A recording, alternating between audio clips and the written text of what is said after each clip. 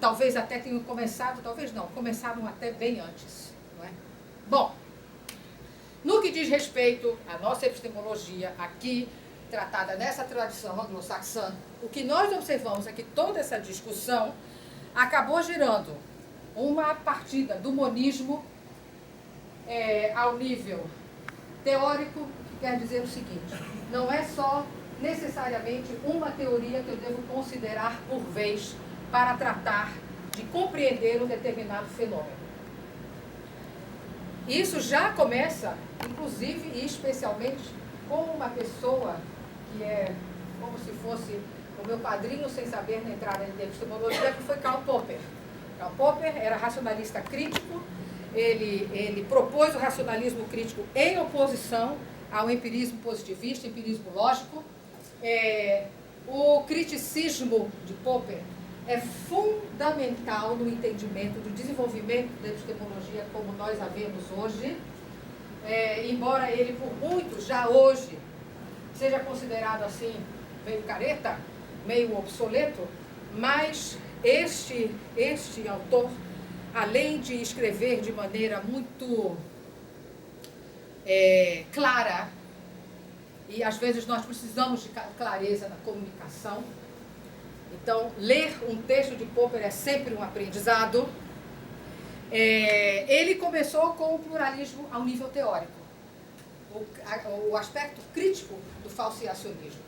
Vinha contra o verificacionismo, que buscava, a partir de uma teoria, fazer experimentos para comprovar se a teoria era verdadeira ou falsa. E Popper disse não. Primeiro que a gente nunca pode afirmar, e isso é uma história longa, se uma teoria é verdadeira ou falsa apenas por uma sequência de experimentos. A única coisa que nós podemos afirmar é se ela é falsa. Eu acho que eu falei verdadeira ou falsa na primeira frase, né? Mas é só o verdadeiro, o falso fica para depois. Ou seja, não podemos afirmar se é verdadeira, só podemos afirmar se é falsa. E para atestar a sua falsidade, nós temos que comparar diversas teorias. Então, da visão monista teórica do experimento que visa confirmar uma teoria única, a gente passa por uma outra configuração em que eu tenho várias teorias concorrendo entre si para ver qual delas combina melhor com o conjunto de dados que eu consigo fabricar ou observar nos meus experimentos. Então, isso aí já é uma primeira fresta. Feyerabend, durante uma década, talvez uma década e meia da sua vida como epistemólogo, abraçou essa ideia, aos poucos foi abandonando-a e pulou para o próximo nível de pluralismo, que foi o pluralismo metodológico. O pluralismo metodológico quer dizer o seguinte: eu posso ter mais de uma metodologia para formar as minhas teorias.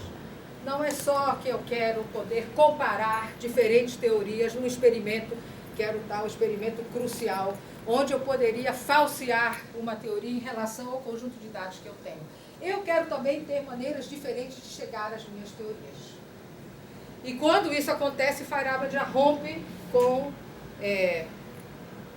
o falsificacionismo, até porque existem várias maneiras de proteger a teoria de ser falseada, que também é um assunto longo, mas que não custa nada deixar aqui registrado. Bom, aí do pluralismo metodológico para o epistemológico, os saltos foram ficando cada vez mais radicais. A distância, né, entre o pluralismo, entre o monismo teórico e o pluralismo teórico não é tão grande quanto a distância entre o monismo metodológico e o pluralismo metodológico, porque aí a caixa de Pandora está realmente abrindo. O que eu estou dizendo? Que eu posso fazer ciência ou ciências de formas diferentes, com diferentes métodos, seguindo diferentes regras, inclusive diferentes regras de racionalidade. Então, é um movimento bem radical e é nesse momento que o pluralismo foge para o nível epistemológico, porque aí os métodos e a forma de entender o conhecimento, os métodos de aquisição de conhecimento e o que se entende por conhecimento estão, obviamente, muito interligados. Se eu entendo o conhecimento como algo que eu só posso obter de maneira uniforme e cumulativa, ou se eu entendo o conhecimento como algo que eu posso obter de maneira espalhada, local, e nem sempre cumulativa, os meus métodos para buscar o conhecimento vão ser, obviamente, diferentes. Então, esses níveis aí, eles estão assim distintos, mas eles são todos entrelaçados, entrecortados, são todos transbordantes um sobre o outro. Não dá para mexer num sem mexer no outro. E talvez isso fosse algo que vamos dizer assim, os avós da epistemologia, que buscavam essa universalidade, essa unicidade, esse monismo, antevessem. E por isso talvez houvesse tanta preocupação em manter ali as delimitações bem, como é que eu posso dizer, demarcadas e bem fincadas. Né? E vamos ao pluralismo ontológico que nós estávamos falando, e quando a gente pode imaginar várias ontologias. Isto não é tão maluco quanto parece, porque a nossa física atual é ontologicamente pluralista. No sentido que existem várias formas de pensar como é a nossa base ontológica da física. Existem teorias diferentes e existem grupos na física que pensam de forma diferente a ontologia. Então não é algo assim do outro mundo. Não é? Inclusive, volto a repetir, né? O pluralismo, a investigação de diferentes possibilidades é, acima de tudo, um exercício e uma prática e uma disposição intelectual. Imaginar possibilidades de diferentes mundos. Não é? Isso é o exercício da liberdade, né? Pelo menos aqui dentro do nosso pensamento. Então, das ciências que já foram para o plural, nós também já estamos pensando em outros saberes, né? Que são saberes não científicos que antecederam a ciência na história sincrônica, mas que estão todos juntos se a gente pensar em diacronia, se a gente pensar na concomitância desses diferentes saberes que permeiam aí a nossa vida e que hoje estão permeando também a academia, especialmente em ambientes como o nosso. Outra posição que começa a cair e realmente desmorona é a renação do dualismo, né? A discussão se é racional ou se é irracional a ciência, se o conhecimento científico ou se tal conhecimento, a cartomancia, a astrologia, a ciência, a psicologia, a física, é objetiva ou subjetiva, né? Será que a física ficou subjetiva por causa da situação quântica, né? De colapso da onda pelo observador? Será que ela ficou subjetiva de repente?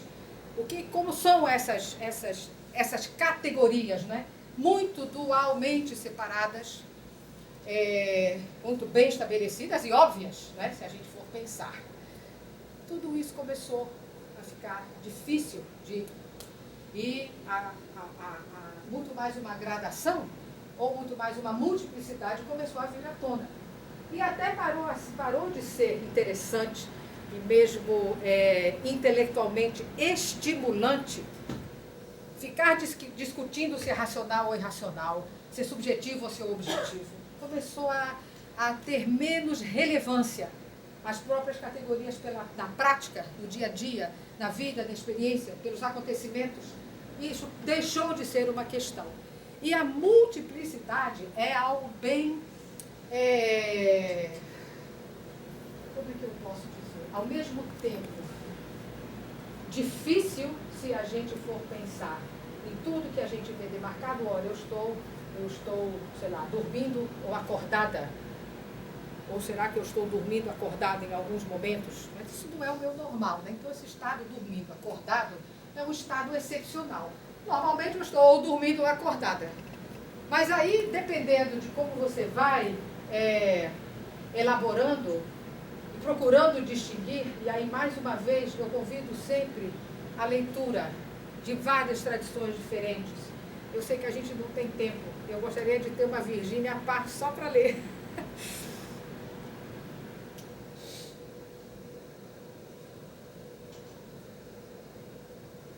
verdade, por isso eu chorei.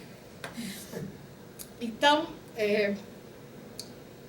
para a gente compreender essa, eu não vou chamar de dissolução e nem de relativização, eu vou chamar essa mudança de olhar entre os estados, que podem ser uma coisa ou outra, entre os estados da natureza, os nossos estados, nós somos também a natureza, e a natureza também somos nós.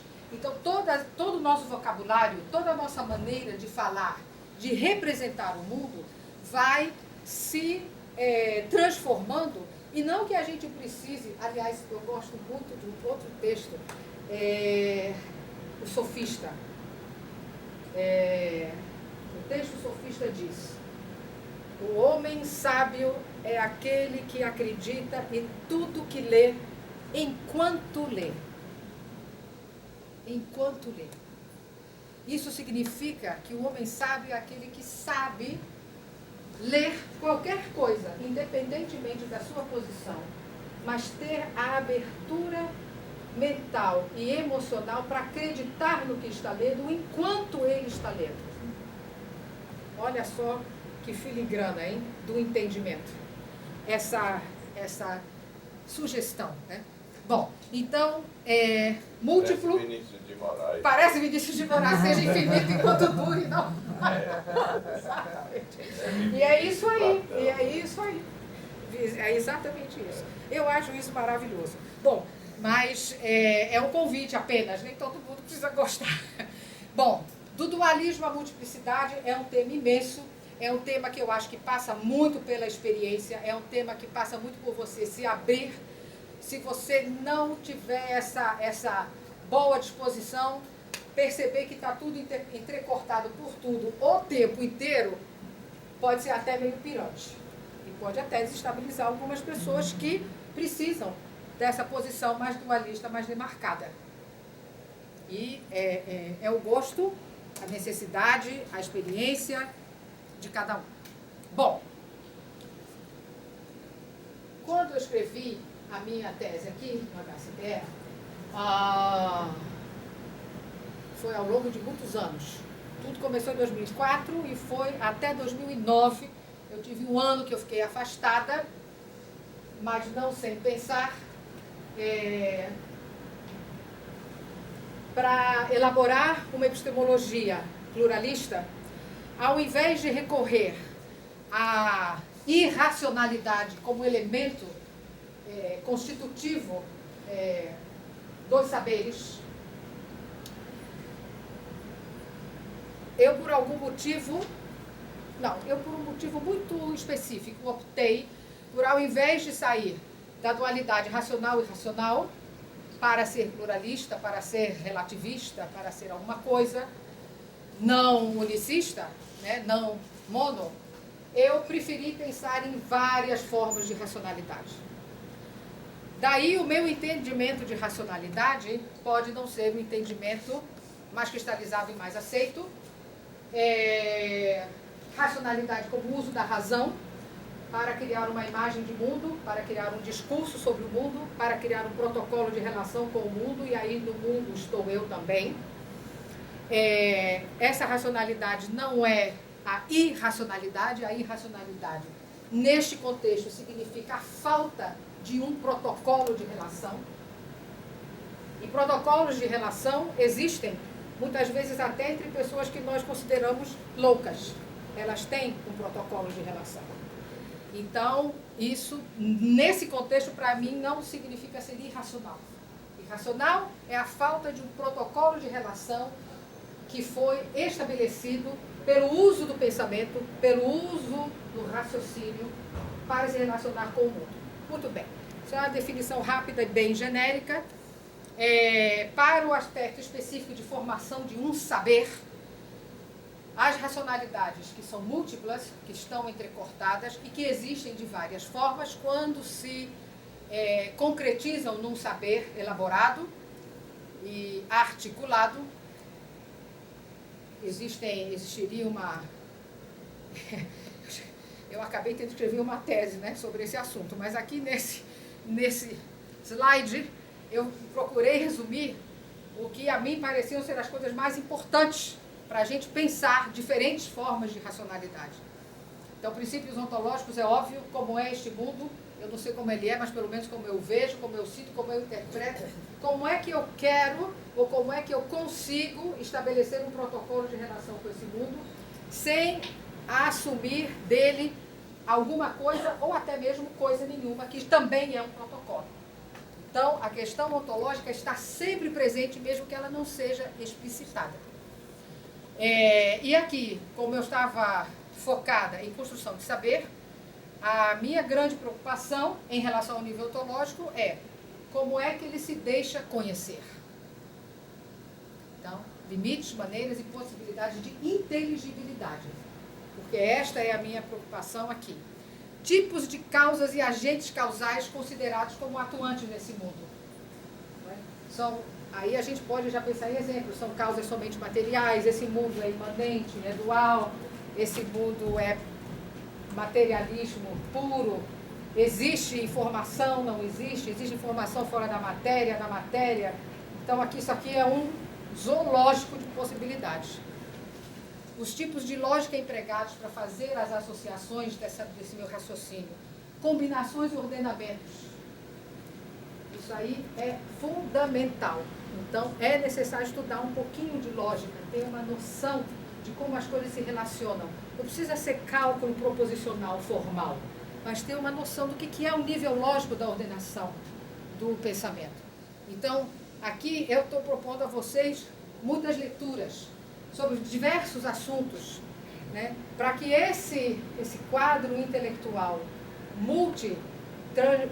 multidisciplinar possa se transformar numa imagem transdisciplinar.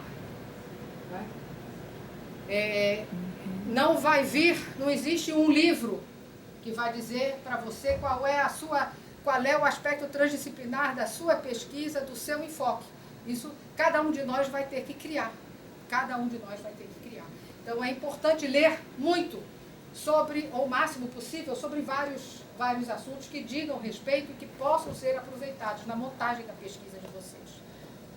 Métodos e técnicas que a gente já falou, que estão tão interligados, né, com o que você pensa da ontologia, como fazer associações, você vai querer ver coisas diferentes, capturar aspectos diferentes da sua observação, dependendo disso. E os processos de verdade. Processos de verdade são uma questão, não é? São uma questão, já lá desde o Teteto, quando ele fala crença verdadeira, não é? Crença verdadeira, que bacana, né? Poxa, verdade. E agora? O que é que eu vou, como é que eu vou estabelecer os meus critérios de verdade? Existem critérios para a verdade? Ou será que a verdade é aquela que se apresenta por si só? Como é que eu chego até ela?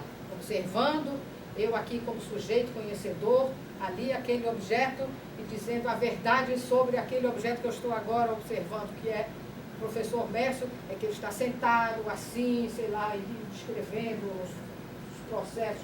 Vou colocar coisa aqui na cabeça dele para ver se ele está acordado, dormindo, se ele está assim assado. O que é a verdade? Como é que eu vou estabelecer o que é a verdade nesse meu saber? E quem está é o sujeito no final. A posição do sujeito está aí, não está?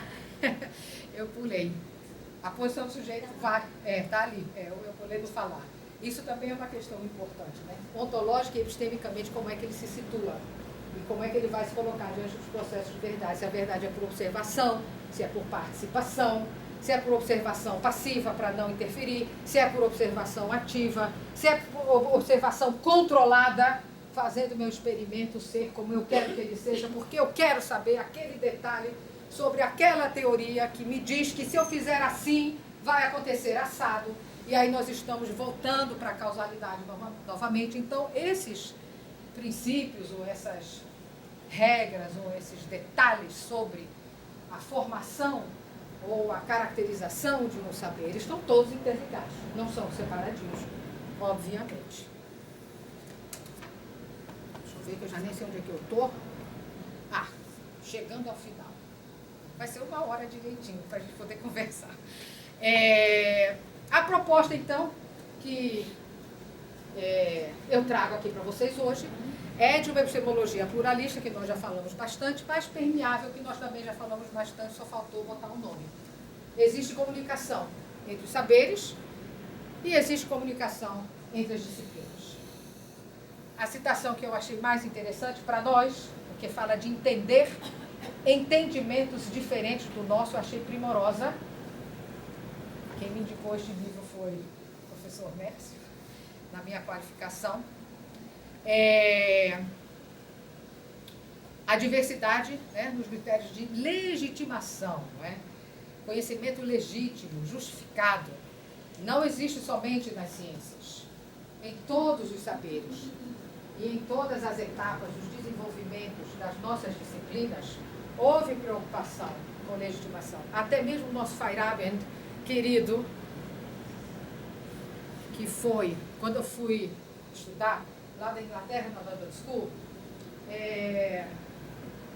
a predominância da forma de filosofar era, eu acredito que ainda seja, a filosofia analítica. Então a gente filosofa como se a gente estivesse escrevendo sentenças de cálculo de predicados de primeira ordem, que é uma coisa interessante como experiência, como ordenador do pensamento. Mas que enquanto filosofar de forma mais livre e entrecortada com outros saberes e com até outros estilos de condução da razão, que conduzem outras formas de racionalidade, é muito restritivo. Mas como tudo é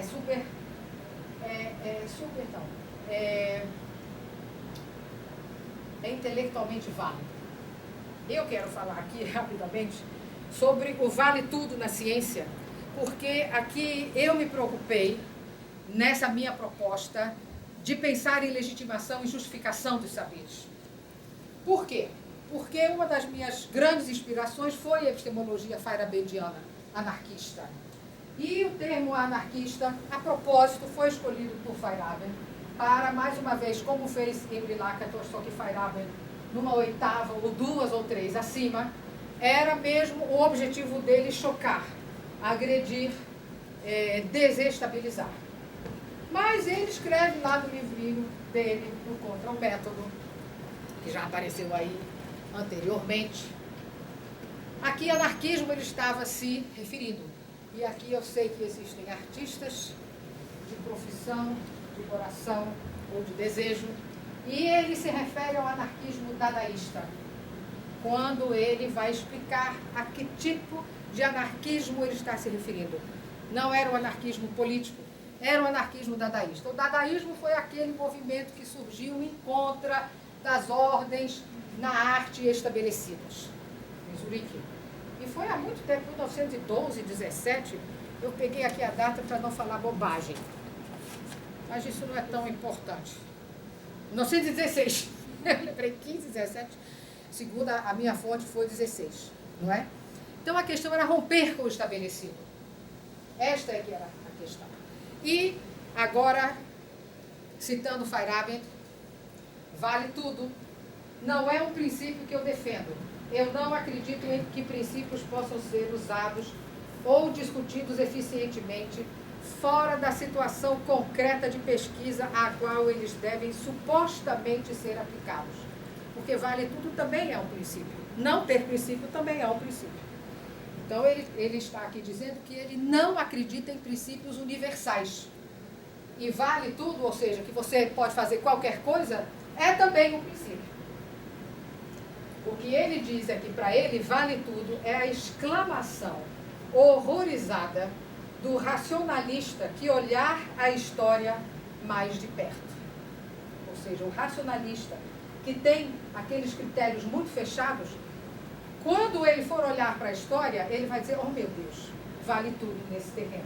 Eu fico muito nervoso, eu preciso separar contexto de justificação, contexto de descoberta. Eu preciso de separar a história interna, a história externa. Eu preciso sanear tudo o que eu estou vendo, porque senão tudo vale.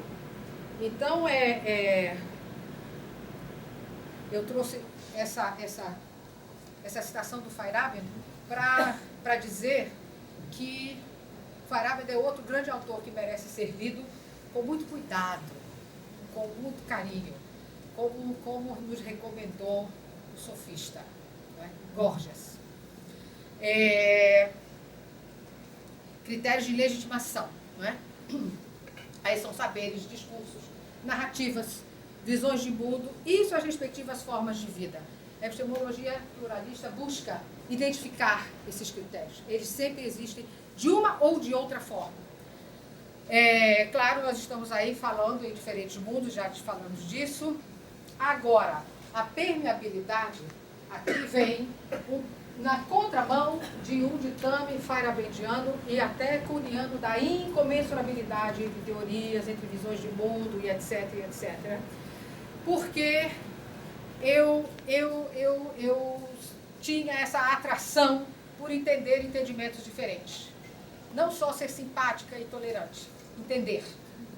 E ser simpático e tolerante ao diferente é uma coisa. A outra coisa é entender o diferente. Eu não vou dizer que seja possível entender sempre o diferente integralmente. Mas, pelo menos na formação do seu saber, com boa vontade, eu acho que é possível e é factível. Então, a tradução epistemológica entre diferentes mundos e seus saberes, seus acabou escrito 2 vezes, perdão. É algo que é factível e a epistemologia pluralista e permeável busca dar às pessoas interessadas ferramentas para fazer isso.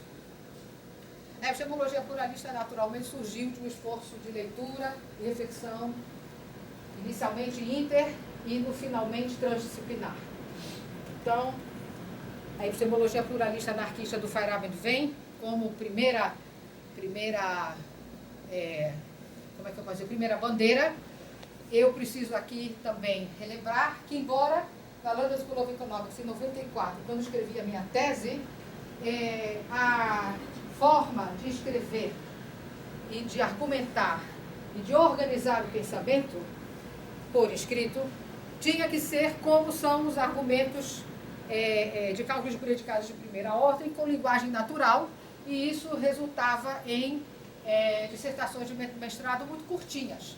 Tanto assim que a UFRJ não reconheceu o meu mestrado ali, porque a gente podia produzir no máximo 10.000 palavras para defender a nossa posição. Que era uma posição totalmente forte, mas era uma posição bastante distante da forma como Feyerabend escrevia, e ele era o meu tema. Então, foi muito interessante este exercício de ter que usar uma forma de narrativa totalmente alheia à forma, vamos dizer assim, mais espontânea de expressão daquilo que eu queria apresentar. Porém, foi aceita. E é aqui que eu digo que é preciso a gente sempre reconhecer o respeito a posições diferentes da majoritária. A minha dissertação foi aceita. Ela, curiosamente, não foi reconhecida no Brasil, onde a multiplicidade é muito mais presente. Não é? Então, aqui é sempre interessante a gente estar atento, a gente não se deixar levar. Primeiro, bem-vindo. Como vai? Tudo bem? Não se deixar levar pela primeira ideia, ideias preconcebidas. Manter a mente assim. Por isso, quando o epistemólogo fica afastado dos fatos, é bom ler essas epistemologias. E elas nos dão um outro enfoque. É da riqueza, da multiplicidade dos enfoques que a gente consegue apreender as filigranas das situações que nós vivemos. Bom, eu não vou entrar muito no detalhe, só esse quadro aqui é só para isso. Se alguém quiser depois falar comigo, eu não quero demorar, tenho 3 minutos para dar 1 hora. A minha grande, e para algumas pessoas surpresa, foi perceber que eu tinha na minha bibliografia tradições que estavam ferozmente umas contrárias às outras.